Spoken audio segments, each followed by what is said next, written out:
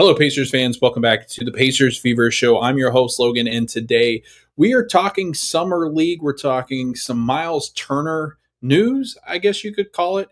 And then we will pick up on what the Pacers have done as far as contracts are concerned, because there are some things that happened after our last episode that probably are pretty interested in, because it brings the Pacers to 15 rostered players. And so the lineup and the roster is all kind of filled out.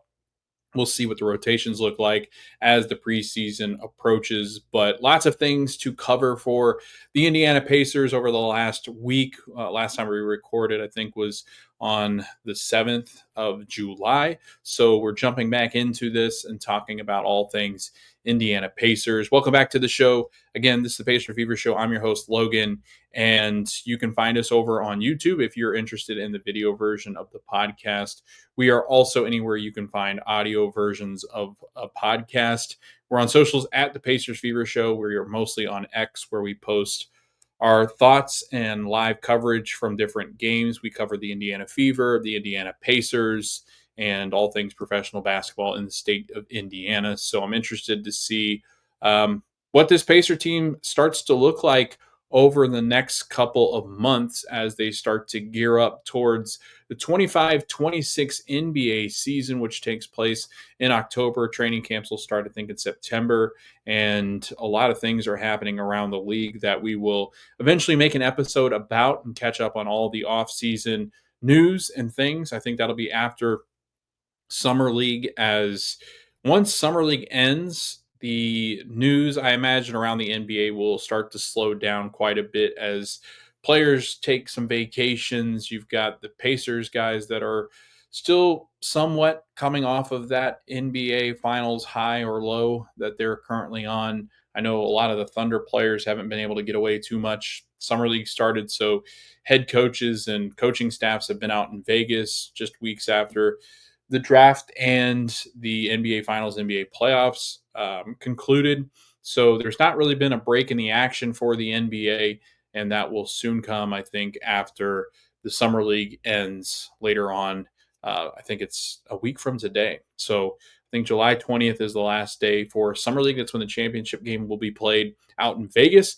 And then there will be a break. I'm sure there will be some free agent signings and news as teams still fill out their rosters. But the Indiana Pacers, for all intents and purposes, are done. They have filled out their roster, 15 players deep. And we will talk about, actually, I'm going to pull that up because it happened as they signed, I think it was either Cam Jones or Quentin Jackson that filled out the final spot for the Pacers. And now they've got a two-way contract that is still available, and that's going to be between Enrique Freeman and Talon Peter, who are fighting for that roster spot. I guess roster spot, but the two-way contract that NBA teams can use. And Pacers are there. Pacers have reached that. Sorry, I was looking something up. But they now have Tyrese Halliburton, Benedict Mathurin, Obi Toppin, Andrew Nembhard. Of course, the ad pops up and throws me off completely again. They have Talon Peter and Enrique Freeman fighting a two-way spot on the roster. Sorry, let's go through that again.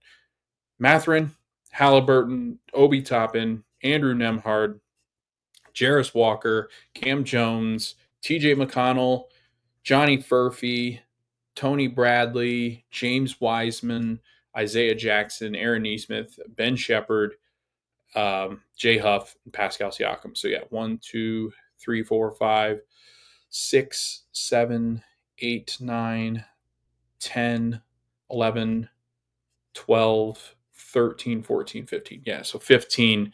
And then Thomas Bryant will not be back, I'm assuming, unless they waive Tony Bradley. Talon Peter fighting for a two-way contract. Enrique Freeman fighting for a two-way contract. Ray J. Dennis got the two-way contract.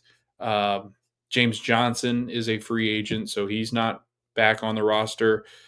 And Quentin Jackson signed a two-way contract. So the Pacers still have one two-way left. And again, that's what Enrique and Taylor are fighting over at Summer League. So with that, let's get in some details about the contracts. Isaiah Jackson reportedly signed a 3-year deal. This was reported back on July 11th. It's been confirmed by the Pacers now that he signs a 3-year, $21 million deal to stay with the Pacers. Young center tore his Achilles early on in the season last year, but makes a return to the Pacers coming up this season. In the 23-24 season, Isaiah Jackson averaged 6.4 points per game, 4 rebounds, and was really good in the playoff run against the Knicks, particularly. I feel that Isaiah is up for that starting spot between he and Jay Huff. I imagine right now Jay Huff is the one that starts opening night as Isaiah Jackson is coming back from that Achilles injury. But I do feel that that is a spot that is still up for grabs, and they were going to go big man by committee to figure out one who can be healthy. I think they'll keep their options open as to the players they can bring in. I'm not sure that they go into opening night with 4 centers. I would highly doubt that. I think that they'll eventually waive Tony Bradley if I had to guess. But also, I think it depends on how healthy James Wiseman is, who we talked about his contract when we talked last time. There's a lot of options, I think, for the Pacers as far as internally. Externally, the center position is just becoming a really weird spot on rosters. And I think as time goes on, we're obviously moving closer and closer towards more of a positionless type of game.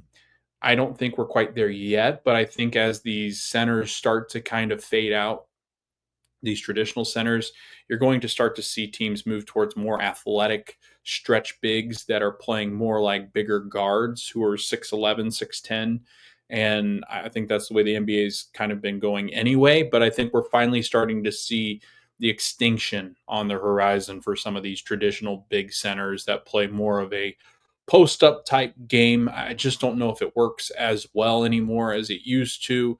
You've got more of like a hybrid center and like a 4 playing at the center positions. I mean, Obi Toppin really is more of the prototypical center now than say like a Myles Turner and guys like an Isaiah Jackson, who's more of a post up kind of guy. And to be honest with you, his offense is more limited. Tony Bradley, more post up style. I think you're going to start to see those start to fade out as the years go on, and we've been talking about that for 5 or 6 years now, where the traditional big is really starting to kind of find an extinction or an expiration date. So with that, Isaiah Jackson again signed with the Pacers, 3-year deal. I think that's really interesting to note.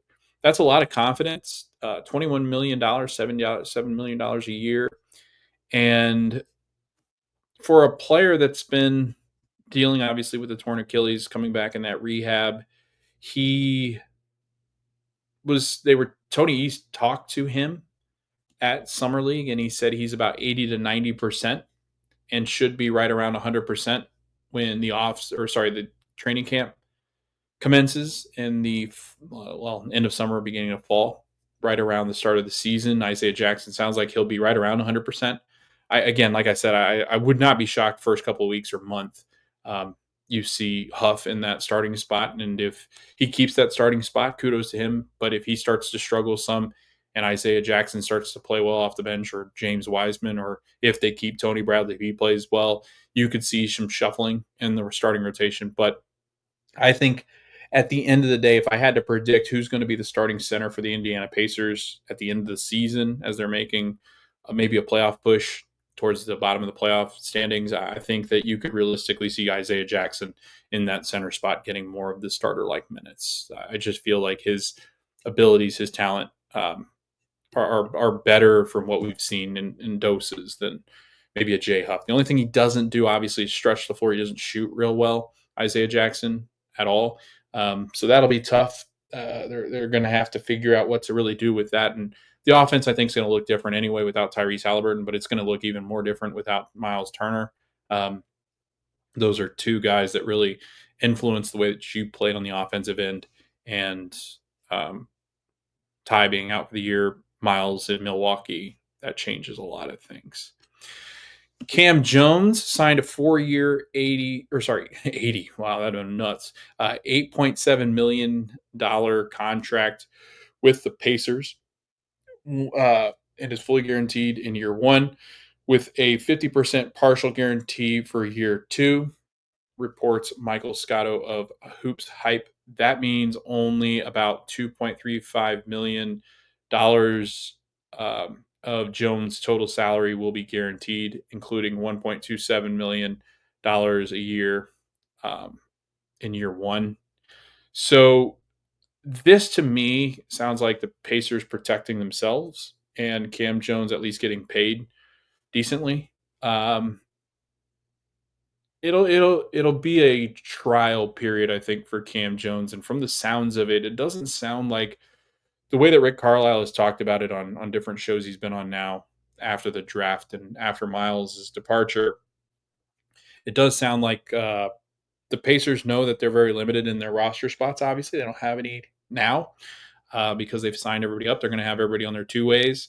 They don't have an open slot. And when Ty comes back, they're going to want to make moves. And Kevin Pritchard talked about this, and we talked about this in the last episode, where they're going to want to make trades. He seemed very excited about the idea of making a trade or two to bring talent into Indiana when Tyrese Halliburton is back, or maybe even this year if the Pacers are playing pretty well and they want to start looking forward to the year following with Tyrese, but also make a pretty decent run in the playoffs. They could very well add another player to this roster, but that would include some contract flexibility. And I think that if you look up and down this roster, you've got some guys that obviously are sitting with bigger contracts that they're going to have to move if they plan on moving any money, because again, they don't really want to enter that first apron, I don't believe, at least this season. They said that they would, but I still am not convinced that the Pacers will end the year in luxury tax space. Just don't buy it. I think that they will next year enter the luxury tax as they start not next season, but the following season, 20, what would that be, 25, 26? It'd be 26, 27. I think that's when you're going to start to see the Pacers make some moves towards that first apron again. Um, but we'll see. We'll see what happens. I just feel like the Cam Jones thing is favorable for both parties. We'll see how he does in the NBA. And actually, I've been more impressed with a couple of other players. More so, I mean, Cam Jones, I think, is a little bit further down my list of players I've been impressed with in summer league so far. But those are the details on his contracts. Quentin Jackson inks a two-way deal with the Pacers and has had a really good summer camp and summer league. I think that they're going to need him at times. Um, he averaged 5.8 points per game and 1.9 assists per game in last year. Um, he scored in double figures 6 times. He took on a lot of the problems early where Tyrese missed games, or when Nembhard went through that stretch where he was out, Neesmith as well. Jackson filled in quite a bit, and I think uh, proves his value for being like a third string point guard. They went 3-4 in his starts last year. He did start 7 games, but he's a good defender. He's going to attack the rim. He's intense. He is competitive. He knows how to score. He is fiery. He is somebody that you really want on this team. And I think that he was one that I was like, I'm not really sure I'd let him walk, because he could be quite a bench option. And as TJ ages, I'm not going to be shocked if Quentin Jackson eventually is the second point guard for the Pacers. He just has this ability to him that I really like, and I think he's got some really good leadership qualities as well. He's a really nice kid. I think that they've interviewed him quite a bit, and he's always kind of been the guy that's been counted out, or he likes to rise the occasion. He's always been pretty vocal, and all the players really seem to like him.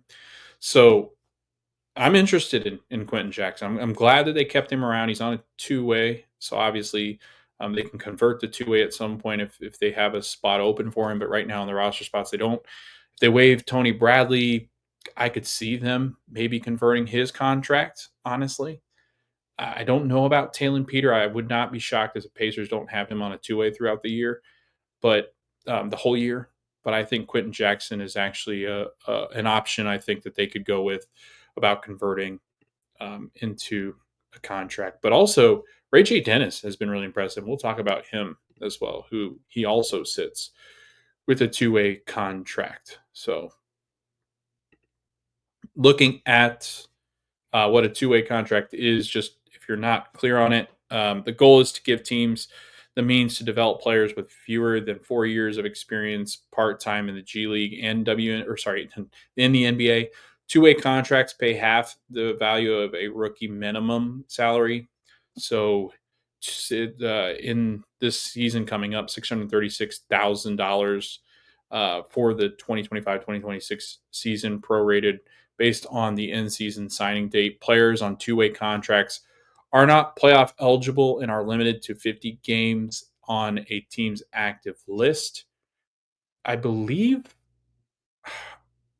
if I can remember, I think Quentin Jackson actually got up against his limit. I think he was one of the ones that did. I can't remember if Furphy got there, but Quentin Jackson definitely got to that limit on the two-way contract that he was on last year.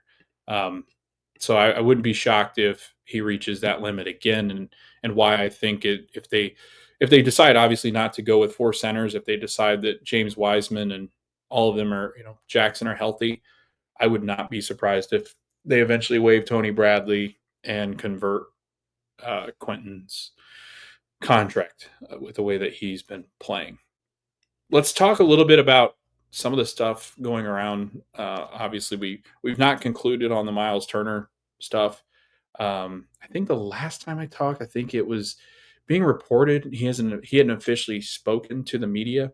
Well, at the summer league, Myles Turner speaks to the media for the first time about joining the Milwaukee Bucks, and I've tried to pull up as many things on Twitter that I can find on his statement and the press conference.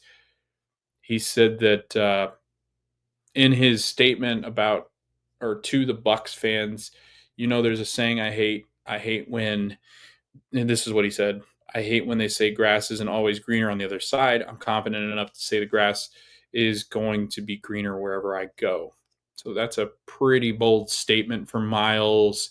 He said that in the press conference, he texted his Pacers teammates in the group chat about his departure to Milwaukee, which was really weird because he said he he wanted to break the news to them but it was already out. Like it was already tweeted. Like it was really weird. Like it was already out. The news. He said I wanted to tell them as the news broke. And I was like, wait, that doesn't make any sense. Like that's contradictory to. Basically, it sounds like Myles Turner has attended the Paul George School of PR, and I mean, again, and there's been moments obviously where players leave teams and they say things right about their former team when they've been introduced elsewhere. But I just feel that, I mean, everything Myles has now said, for even people that have been defensive of Myles and him leaving, even they are starting to really turn. And I put myself in the camp of like, I love Myles. I think he's a great person. I think he's a good human being. I think he cares about people. I think that he is an emotional guy. So he does feel everything that was ever put on him in Indianapolis. Yeah, it probably didn't feel good to have DeAndre Ayton offer an offer sheet. And I think that the reason why his name was often floated in trade rumors are because his agent found out that the Pacers were shopping him some, or the Pacers were looking to upgrade at points over Myles. So obviously there's that relationship aspect of it. And but I don't think it was ever vicious. I don't think it was ever to a point where Myles ever wanted to request a trade or anything like that. I do feel like he was underappreciated by the fan base. Some. I do think that there were better options out there at points, and I think the Pacers explored those. It's such an interesting dynamic because the guy played for the Pacers for 10 years. He went through the good times, the bad times. He was with Paul George. He was with Victor Oladipo. He's with Tyrese Halliburton. But the things that he said in the press conference surely weren't endearing to Pacers fans. Surely were endearing to Bucks fans. He knows the extent of this rivalry. He knows how the guys feel on the other side, and now he joins the other side with the Bucks. So now he knows how the Pacers talk about the Bucks. He knows everything that you could possibly need to know, and now he's taking that with him to Milwaukee. And then he starts to say things that are just very interesting and very spicy. And I think make this rivalry the best rivalry in the NBA if it wasn't already. It's going to be fascinating to watch Bucks Pacers coming up because I do feel that this is going to get heated and that it is not anywhere close to over. And I think that the bad blood's going to continue for many, many, many years to come as long as Myles Turner is still in Milwaukee. So here's some other things that he said. The reason why he didn't really sign with the Pacers, he didn't sign with the Pacers. There were alignment issues as far as me and them, is what Turner said, but he would not elaborate much beyond that. Another quote that really got into the craw of Pacer fans, and I get it, I understand it, and I don't agree with Miles at all on this one. He said, "My former team, we were just hungry or young and hungry. I look at this team, talking about the Bucks, as a veteran group of guys that just want to win by any means necessary. There's a reason why guys want to be here. Everybody sees the vision. They don't resign just to do it. I just think there's a real belief within this organization and align myself with that on why he chose Milwaukee. You realize how hard it is to get to the NBA Finals. The only thing that went into this decision was getting to get to experience that again. He felt, summarizing, that the Pacers were no longer in that competitive window and the Bucks were. So, a lot of thoughts here. Um, First off, I get that and he said that only a couple Pacers replied to the news, which I totally get. I don't blame anybody. I don't blame you if you replied. I don't blame you if you didn't. Like, guys that replied to him probably had a better connection with him. Guys that felt salty about it, rightfully so. You chose their rival. Um, I think that there are some players that didn't necessarily connect much with Miles. I think there were players that, you know, he kind of rubs the wrong way. I think that an ultra competitive person like a Benedict Mathurin would have issues with the way that Miles Turner played at times. I think that Andrew Nemhard was a young player that was doubted, and I think had a good connection with Miles Turner. And they're very similar, I think, in the way that they're not the most extroverted, and so I think that relationship was probably pretty decent. And Nemhard was interviewed at Summer League. Sorry, something scared me. Was interviewed at the Summer League and talked about his relationship, and he wished Miles the best, kind of slyly. He kind of looked like, "I wish you the best, but we're going to stomp your soul in." Um, you don't know the dynamics between guys, and some are closer. You don't have to be close with all your teammates, right? You just got to be competitive and go out there and work hard for each other. But at the end of the day, it's not like all these guys are best friends. I would say that we're a pretty close knit team, but I would say that there's still some people that, they had a working relationship with Miles, but they weren't like hanging out with him. Um, it does feel that Miles is very raw from this, and Kevin Pritchard addressed that last week in his press conference, where the emotions are going to be raw with Miles and the Pacers players in the front office, and they're going to continue to be raw for years to come. And they hope at some time in the future they can talk about it and really discuss what happened and the differences in different opinions. But I don't think that's going to happen anytime soon. And rightfully so. I think both of them are very upset. Miles felt underappreciated. I think he felt insulted by the offer. I think that he saw what Nas Reed got, and he thought that he was kind of in that same category, if not better. So he expected more money from the Pacers, and the Pacers were in a really good situation. I don't blame Indiana. I don't blame the front office for. I mean, nobody had money, right? Nobody but Brooklyn, and the national media has covered this. The teams have covered this. Nobody had the money to sign Myles Turner, but the Bucks went totally chips in the middle of the table, probably ruined their future for the last gasp of air to try to keep Giannis Antetokounmpo in Milwaukee. And that's my thing with the Bucks is that I 100% think they thought this is a move that could make them better. They're not one of the top teams in the Eastern Conference, I don't think. Not even with Miles, even with Cole Anthony. They're not a top team in the Eastern Conference. They're probably a 4 or 5 seed maybe at best. I think there's a lot of teams that got better in the Eastern Conference that are taking big swipes. I mean, I think you look at Detroit, you look at Atlanta, I think they've got better. I think Cleveland got better. I think that New York is going to be right up there. Um, there are a lot of teams that could vie for those positions. I think the East is a competitive spot. I don't know what Boston looks like without all those players and with Tatum out.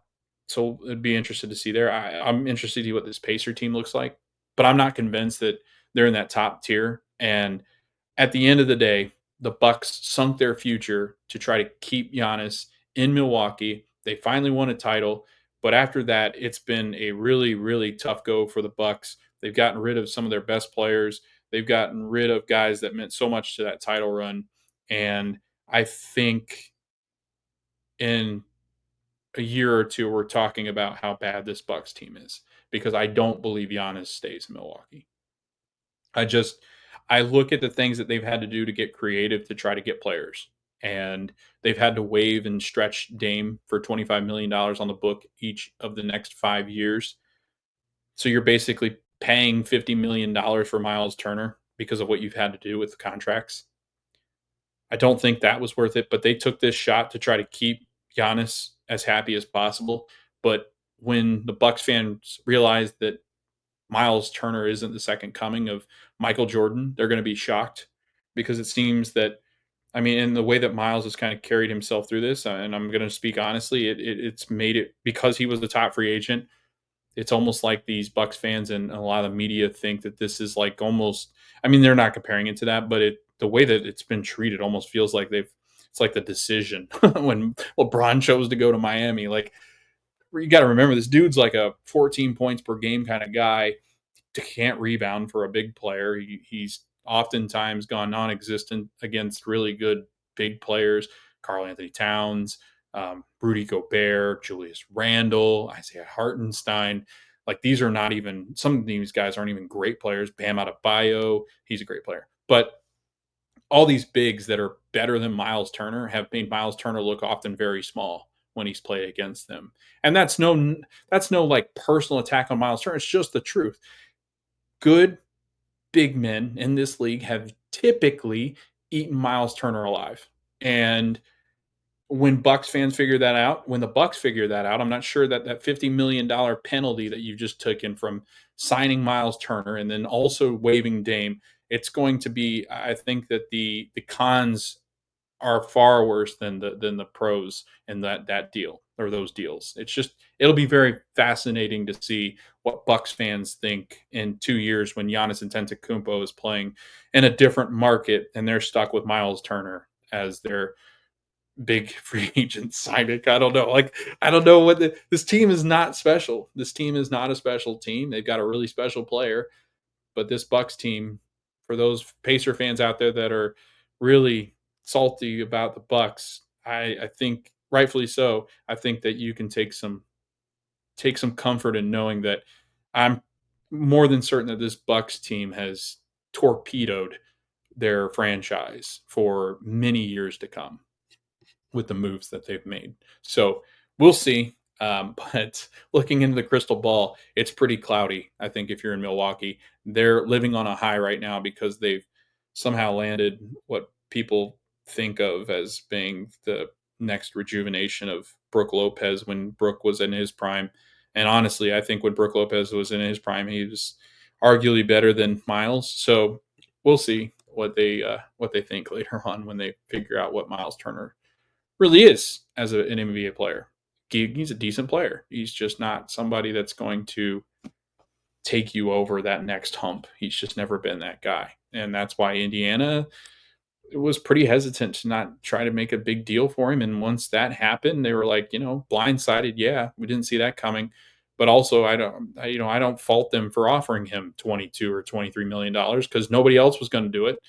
But the Bucks come out of nowhere having to make some crazy, really stupid moves, in my opinion, to get Myles Turner on the contract that he thought he deserved. So yeah, fascinating stuff. He continued to just say things over the weekend, and then they had him with the sideline reporters. One of the quotes that he said when they asked him about his first time back to Indiana, he goes, "I don't know what to expect. I'd imagine it'd be half and half. There were a lot of people that wanted me off this team, and now they got what they wanted, and they're still complaining." Obviously, he's reading everybody's stuff. He's back on social media. He's changed all of his stuff with the Bucks, um, but he's right. Like, and some people are like, "Well, I don't know why. I think that you really should have appreciated Myles Turner," and we did. Like, we appreciated Myles Turner for what he did, and we thank him for what he did. It, but he's speaking as if this guy is a 20-point per game kind of guy, all star every year. It's kind of that attitude where when you look at it, at the end of the day, Myles Turner is a really good role player. That's it. Like, I don't know what else to say. So when he comes out and says things like this, like, yeah, what'd you expect? Like, this would be, I mean, look at your favorite role player on your team, right? On your other teams, whatever, in any other sport. And to expect them to go and talk, like if there's Bucks people listening to this, like this would be like if Gary Trent Jr. left. And you're like, well, I mean, half the franchise had problems with what he did. And well, yeah, like he's a role player. It's not like he was a superstar where everybody really agreed with what he did. This would be devastating if Myles Turner was a 5-time All-Star, 3-year All Defensive team. Like, but he was never that. Like, he's never won an All Defensive team. He's never won an All-Star. He's never gotten in the All-Star game. He's never been a top option. He's a good role player, and role players move on. It's just that he was a nice role player and very friendly and good with the community and did things with fans that we appreciate. But at the end of the day, Myles Turner is replaceable. He is. Is it this year? No. But he's not somebody that we're going to look ahead in 10 years and go, can you believe we let Myles Turner walk? Like, that sunk us. That's not how we're going to feel about Myles. It's just never going to be that way. So again, it's not like it. He's talking as if this is like when Paul George left. Like, yeah, that hurt. That still hurts to this day. But Myles Turner leaving is not the same as Victor leaving, as Paul leaving. I mean, hell, as Lance leaving. Like, it's just not the same. And I think he wanted it to feel like that. I think I I think that more fans really like the role players that were around him better. I think there was always, and you know what it is, the thing that I think, and there's a lot of people that protect Myles, but again, if you're speaking about this objectively and you remove the person that Myles Turner is, if you just focus on what we are focusing on in this podcast, we're here to talk about basketball and talent. If I'm just looking at that, yes, he was a great shot blocker. Yes, he was a good 3-point shooter. No, he was not a good rebounder. No, he was not the best passer you've ever seen. And he oftentimes fizzled in big moments. Like ghost town fizzle. Like, you didn't see Myles Turner. He shrunk during big moments against big players. It's what he did. It's what he was. There were, and the other thing too is people like, if you ask people, he's like 50-50 on Myles Turner. Some people loved him. Some people wanted him off the team. I've never felt that way about Aaron Nemhard. I've never felt like, God, get him off this team. I've never felt that way about Aaron Nesmith. I've never felt that way about Obi Toppin, where I'm just like back and forth, like, get him off the team. No, keep it. Get him off the team. I say keep all of them because I know what with Myles Turner, there were stretches where I'd be like, get him off the team. Like, he just doesn't provide any value. it there's way more moments of those where I've just questioned what exactly does Miles do to move the needle? And when he's not the big shot blocker that he used to be, he loses tremendous value because the only thing left that he really does at a very elite level is knock down three pointers. But if you remove the shot blocking, then he's a one dimensional player. He is. He's not a big time scorer. He'll hit you three or four threes sometimes, but he's not going to get you a consistent 18 to 20. He's not ever going to rebound over six per game. Like the dude is just, he stands out there. And I get that. You pull guys out to shoot threes, they're not going to be good rebounders. But I mean, Brooke Lopez was fine. So I don't know. Like, when people say that, I think you got to remove the personal feelings you have about guys because you like the guy. Because if you're evaluating talent, there's better options than Myles Turner. There will be better options than Myles Turner. If you were saying this maybe 4 or 5 years ago when he's at his elite level of shot blocking and most athletic, then yeah, you can make the argument of like, yeah, he's going on 30. He's played 10 years in this league. He started to kind of see some injury issues with his legs. Like the guy is closer to the end than he is the prime.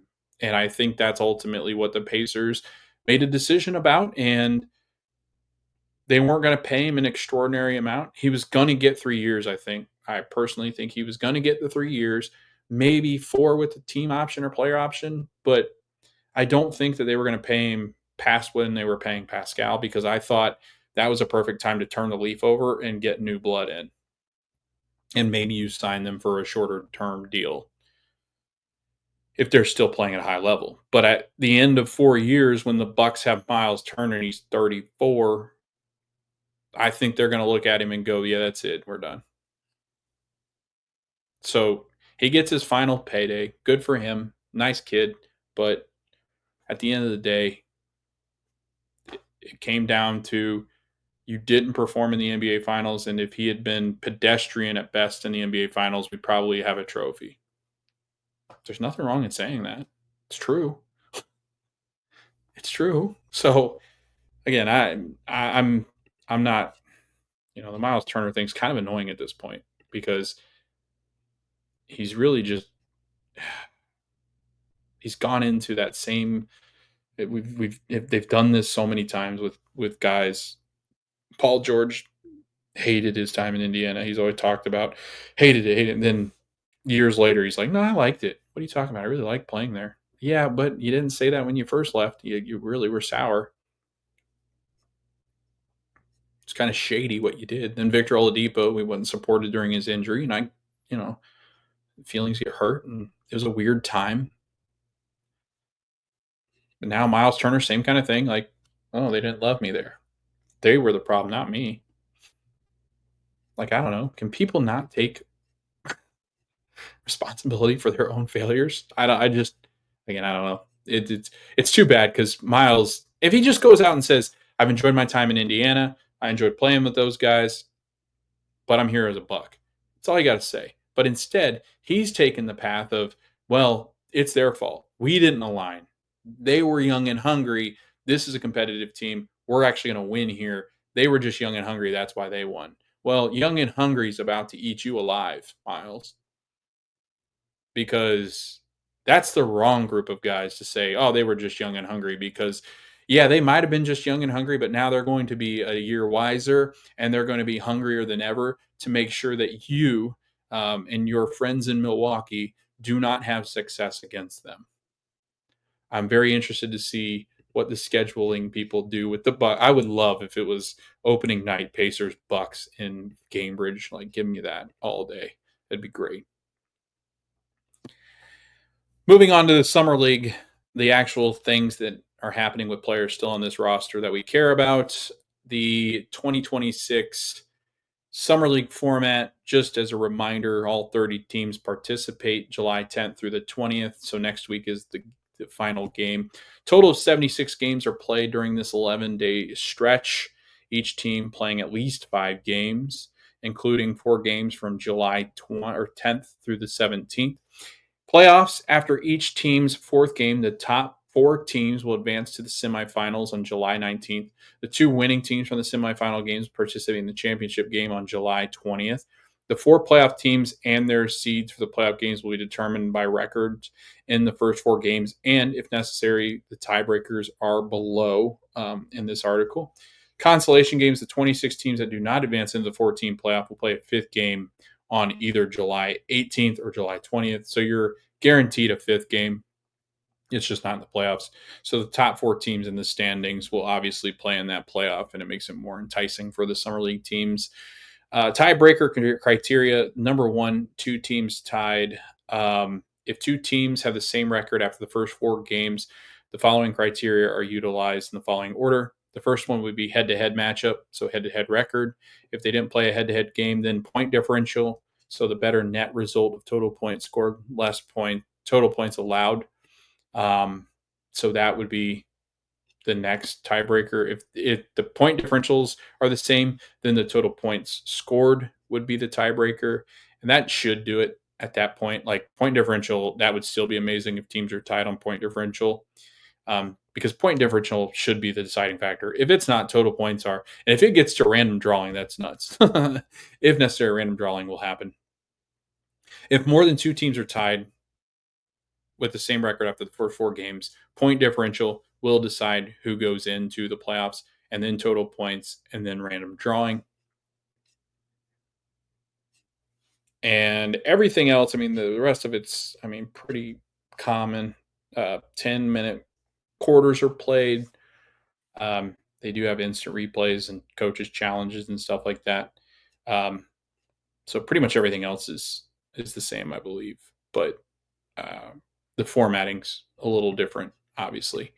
Looking at what the standings currently sit with, San Antonio's in first place at 2-0. Oklahoma City Thunder are 2-0 in second place. In the third spot are the Sacramento Kings. In the fourth spot, the Minnesota Timberwolves. In the fifth spot, the Charlotte Hornets. Those teams are all 2-0. The Raptors are 1-0. Seventh spot, the Suns at 1-0. Eighth spot, ninth spot, Boston Celtics at 1-0. 10th spot, Atlanta Hawks at 1-0. And the Clippers, 11th spot. The 12th spot, the Portland Trailblazers at 1-1. 13th, the Wolves at 1-1. Cleveland at 1-1 in the 14th spot. 1. In the 16th spot, the Dallas Mavericks at 1-1. In the 17th spot, the Bucks at 1-1. The 18th spot, the Indiana Pacers at 1-1. 19th spot, Houston Rockets. The 20th, the Magic. 21st spot, the Jazz. 22nd spot, the Miami Heat. 23rd spot, the Nets. 24th spot, the Knicks. 25th spot, the Washington Wizards. And the 26th spot, the Golden State Warriors. The 19th through the 26th spots are all 0-1. And then 27th, Denver Nuggets at 0-2. The Pelicans at 0-2 in 28th spot. 29th spot, the 76ers at 0-2. And the 30th spot go to the Chicago Bulls at 0-2. So those are the standings. Pacers all the way down to the 18th spot. I feel like they'd need to win out to get into this playoff. I mean, there's a lot of teams that are going to be tied up there into that 1 through 4th spot. But right now, as it sits, the Spurs and the Thunder and the Kings and the Timberwolves are in the playoffs. I think how it would work is the 1 plays the 4 and the 2 and the 3 play. So the Spurs, I think, would play the Timberwolves, and then the Thunder would play the Kings. The Pacers, talking about, actually, you know what? Let's go over the NBA leading scorer, like who's played well. Kyle Filipkowski with Utah, 1 game, 32 points per game. Filipkowski was drafted in the 2024 NBA draft, so he's played a year with Utah, and in his first year, he averaged 9.6 points per game with 21.1 minutes per game played. So he's been good. Utah's got a really good young group of players. I feel that they're going to be, and they've kind of done this rebuild right.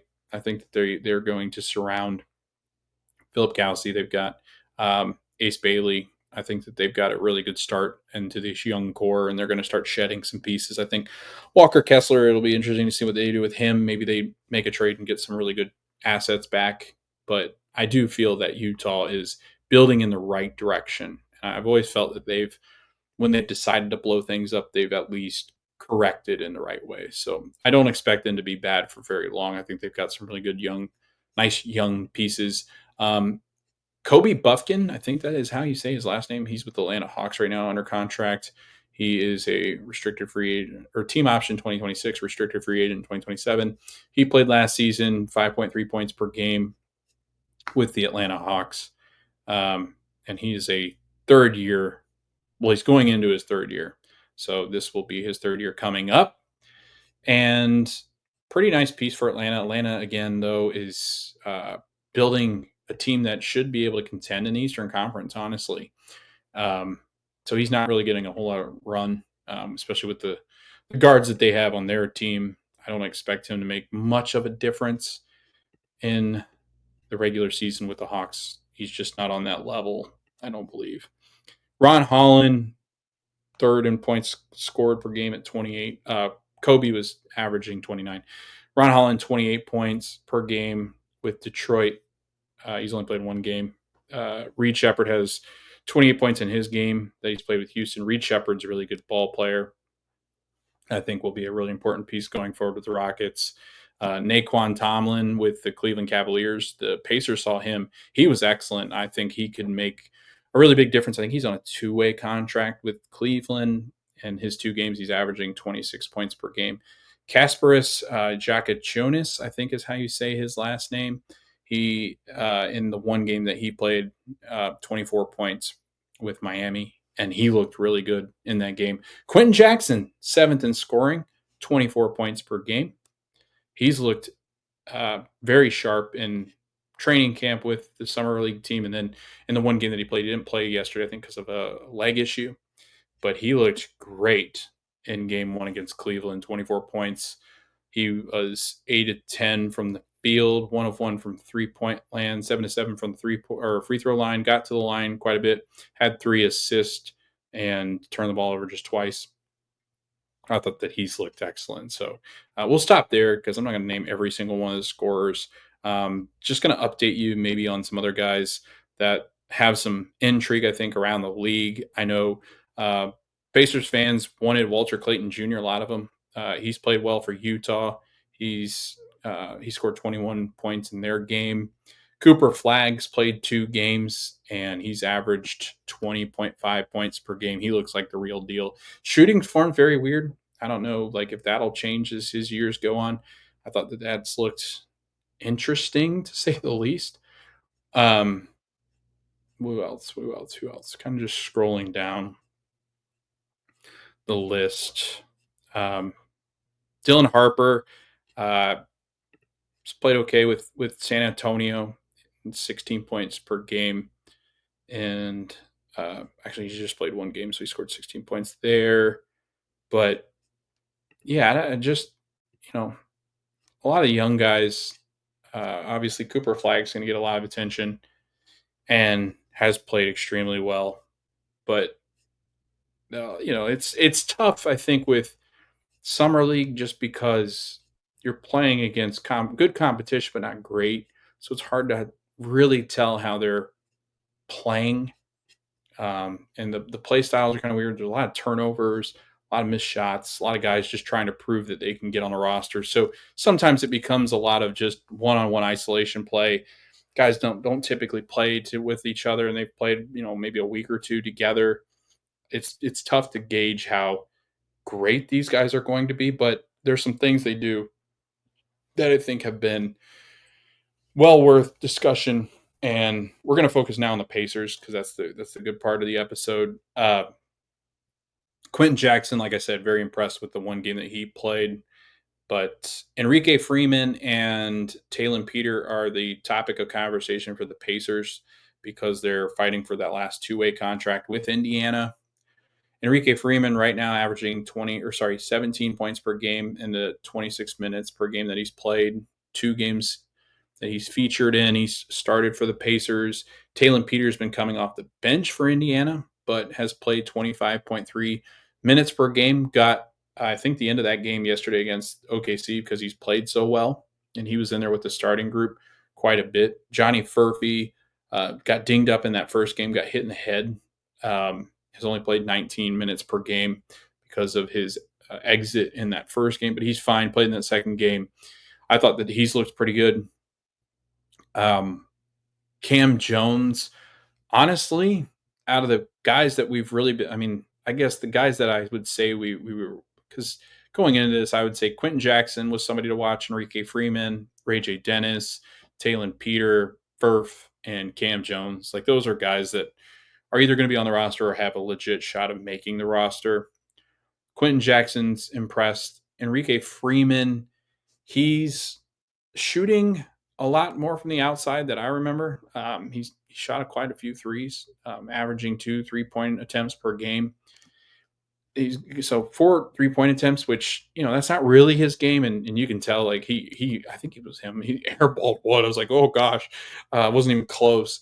But I he does things that you really like on a basketball court. I mean, he's a great rebounder, and he's pretty undersized for a big guy, but he's gotten 9 boards. He's a good offensive rebounder just because he is fearless when it comes to rebounding the basketball.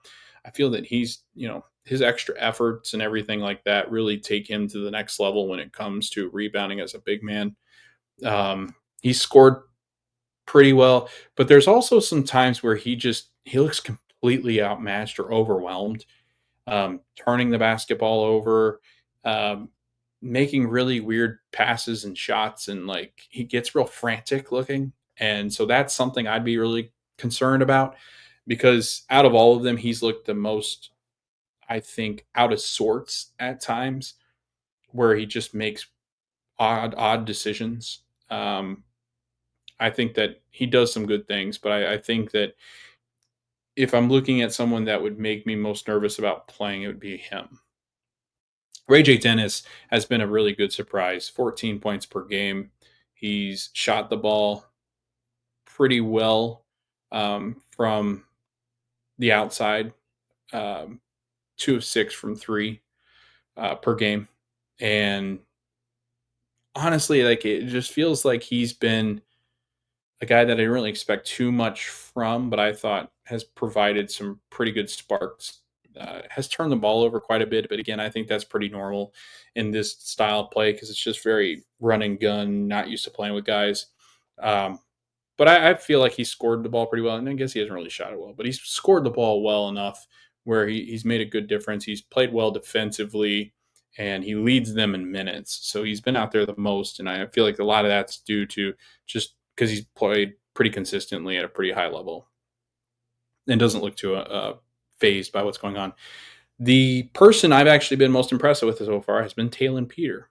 Talon Peter in 2 games, 25.3 minutes per game, 11.5 points per game, 66% from the field. From 3-point land, he's 37%. He has rebounded the basketball pretty decently for a guard, um, at 2.5 rebounds per game. He has 1.5 assists per game, 1 steal per game, and has only turned it over once per game. Honestly, his 3-point shooting, the dude has no fear. He just shoots, and it's like whoa. Uh, he is, I think, going to be a sniper. I think that defensively, he's been the most impressive. Him and Furphy, Taylor Peter defensively has been in the grill of some of their better players on Cleveland and OKC and hasn't backed down, has stayed in front of his guys.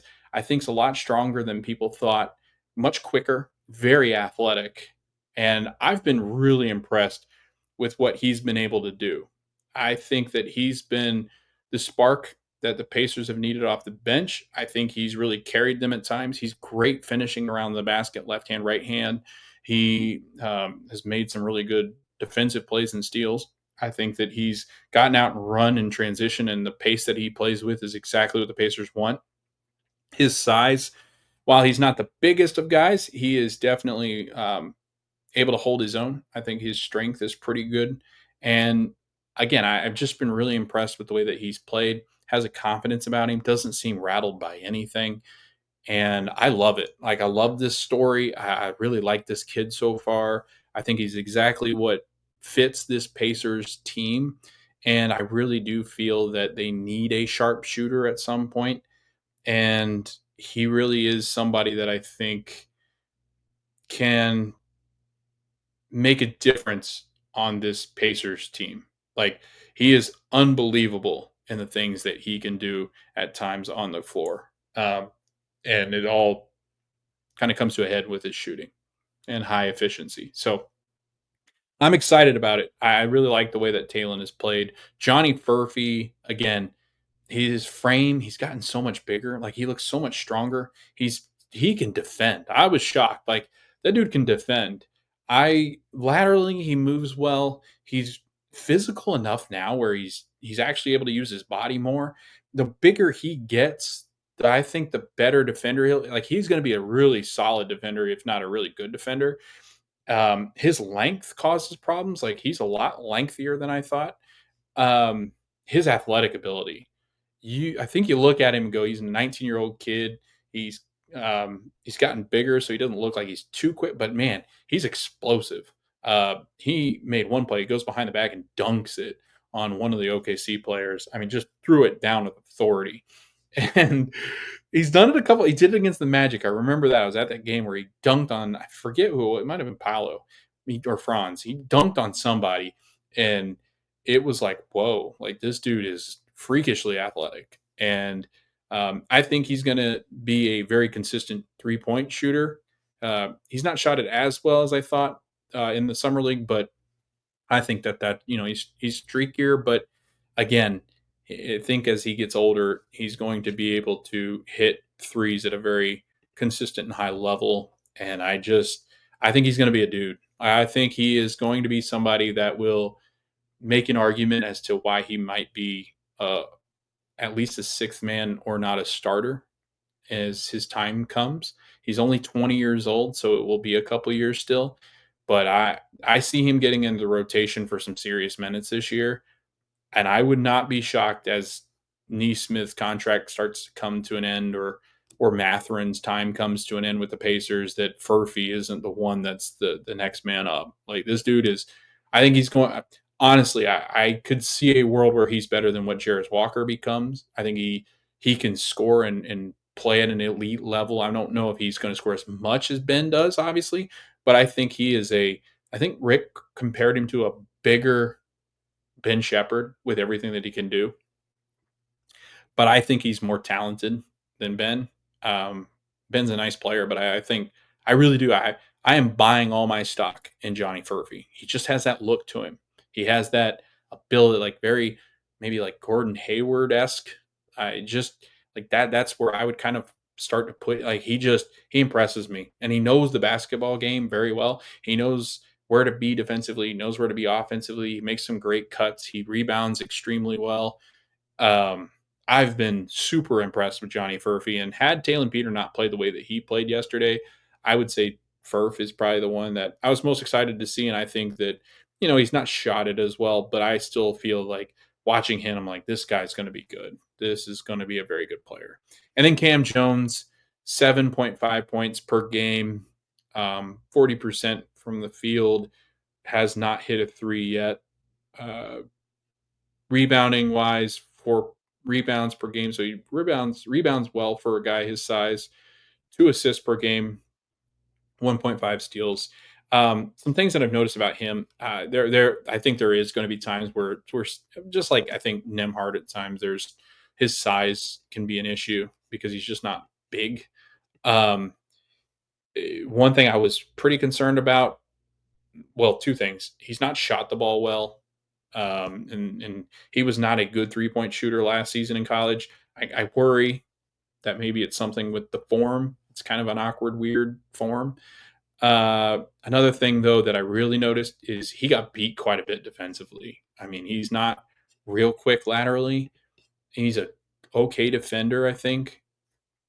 maybe even a good defender in college. And there were multiple times yesterday I noticed he just got. I mean, the guy blew right by him. So that was concerning for me. He's just not. He's not been as impressive as some of the other guys, and it was somebody that I was really excited to see, and I just don't think he's played as well in this summer league. So we'll see how that all goes um, as we start to round out these games. Got 3 games left. Got a game tomorrow. The Pacers do. So we'll see how these guys do in that game. I'm interested to see if Quentin Jackson even plays again. If he's dealing with leg issues, and it's summer and he's played. I mean, he's been practicing with the regular team all the way up to the NBA Finals, I imagine. So maybe it's time for a little bit of a break for Q. So maybe we don't really see him much going forward in the summer league because they know what they have in him, and he's already signed to that 2-way. So I don't know. We'll see if we get some Q action tomorrow, because tomorrow they play the Chicago Bulls at 6 p.m. Eastern time, the worst team in the summer league so far. So the Pacers will look what they can do against them. And then on Wednesday, the Pacers, no, not Wednesday. Is it Thursday? Yeah, Thursday. They play the New York Knicks in game 4. And then in game 5, that will be to be determined. So, and I think that's on. I think that did I say that was the 18th is when those games will be played. So, uh, the Pacers are about halfway through their games, and well, they are halfway through their games as far as the games that are scheduled, and we will see how they do Monday, Wednesday. Can they get into the mix? I don't know. I think it will take a lot of those teams to lose to get them back into the mix, but I do feel that the Pacers have had some performances that are very key to what they were looking for. And right now, as it currently sits with the 1-2-way contract left with the Pacers, I wouldn't be shocked right now if they're leaning more towards Talon Peter than they are Enrique Freeman. But crazier things have happened. I think the Pacers, looking forward to, obviously the center depth is going to be a big question mark heading into the season. Tyrese Halliburton being injured, like, we know what you're going to do at the point guard position. We know what probably happens with Andrew Nemhard. He probably goes back to the 2 guard when Ty is back. And then obviously the center position, we need an answer there. Maybe it's Isaiah Jackson. Maybe it's James Wiseman. I don't know. Or Jay Huff. The next big question mark, I think, for the Pacers to have to solve, obviously, is Benedict Mather and Jarris Walker. But that 4th position, that 4 spot, the depth there outside of Pascal, I'm concerned about. Um, I do wonder where they go with that going forward. Does Obi Toppin play the 4 alongside one of the other bigs? And then how long does that last? Or does Toppin play off more of a 5? That's the thing. Their front court depth is a big question mark for me, because maybe you fix the 5 depth, but if you don't fix the 5 depth, then I think the 4 depth takes a huge hit, because you're playing Obi Toppin more at the 5. So then who do you have? Jarris Walker? Like, that's another, like, their front court depth has to be a point of emphasis going into the season, and then as they address it going forward when Tyrese does come back. I think that's a spot they'll have to address, and then that it'll be wing depth. And I imagine that if I had to guess, the next big thing is a bigger wing that the Pacers go after, unless like a center becomes available. I just feel like they lack some size at the wings, and I think that the Pacers will be hunting for like a 6'7", 6'8" guy that can really make a difference on the wing defensively, and maybe hitting threes is maybe where the Pacers focus next. But summer league has been fun so far. These games have been wild. That first game was Pacers, I think, were down like 15 or 16, and then the cardiac summer Pacers came alive, and just like the big club, come back from a huge deficit really late in the game and win it somehow. And the Cavs were probably seeing they had some horror flashbacks to the second round of the Eastern Conference playoffs. So that was fun. Game 2 against the Thunder absolutely smashed in the Pacers. And honestly, a lot of that, I think, did have a lot to do with Quentin Jackson not being out there. Like, Quentin seems to be the engine. So I'll be interested to see how the Pacers adjust to that with him out, and Ray J. Dennis is more of that guy orchestrating. And you could see the big difference between how good Quentin was and what Ray J was able to provide. So we shall see. Game coming up on Tuesday. We will be back probably after the game on, what was that, Friday. No, was it Friday? Yeah, whatever the fourth game is, we'll be back after the fourth game to talk about Pacers Summer League and how it all wraps up. So thanks for listening. Thanks for watching. We are the Pacer Fever Show on YouTube. You can like, subscribe over there. Give us 5 stars or whatever you might give us on the podcast platform. Spotify, Apple helps people find us. We're on socials at the Pacers Fever Show. Again, thank you for listening. Thanks for watching. We hope to see you guys next time when we talk more Indiana Pacers.